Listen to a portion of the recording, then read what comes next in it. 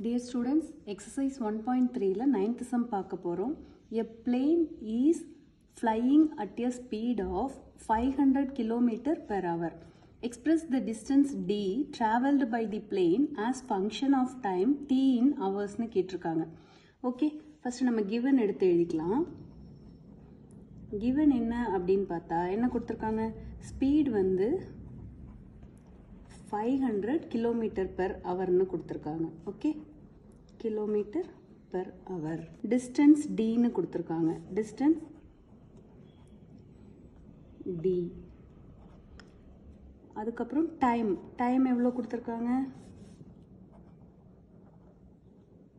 t hours னு கொடுத்திருக்காங்க.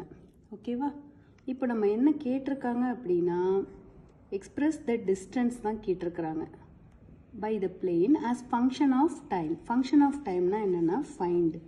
நான் ஃபைண்டும் எழுதிடுறேன், எப்போவுமே இதை எழுதிக்குவோம். function of time னா என்ன? f of t. ஓகேவா?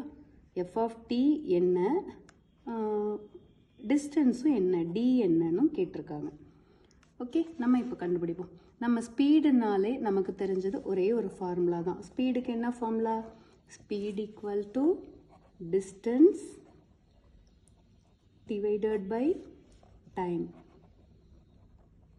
இப்போ ஸ்பீடு தான் நமக்கு கொடுத்துட்டதுனால அதை வந்து நான் 500ன்னு அப்படியே வச்சுக்கிறேன். டிஸ்டன்ஸை டின்னு வச்சுக்கோங்க, டைமை டீன்னு வச்சுக்கோங்க. நமக்கு அப்படி தான் கொடுத்ததுனால அப்போ என்ன பண்ணலாம்? கிராஸ் மல்டிப்ளை பண்ணலாமா?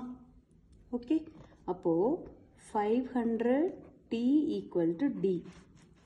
அதை இப்படி லெஃப்ட் ரைட் மாற்றிக்கலாம். d equal to 500 t. கரெக்டா? இப்போ நான் என்ன பண்ணுறேன்? இப்போ டிஸ்டன்ஸ் இது தான். அடுத்தது எஃப் ஆஃப் டி கேட்டிருக்காங்க. எஃப் ஆஃப் டினா என்ன? டிஸ்டன்ஸ் தான். இங்கே F of T function of டைமில் சொல்லும் போதும் F of T equal to 500 T. So இதை பாக்ஸ் பண்ணிவிடுங்க. T equal to 500 T, F of T equal to 500 T. Okay.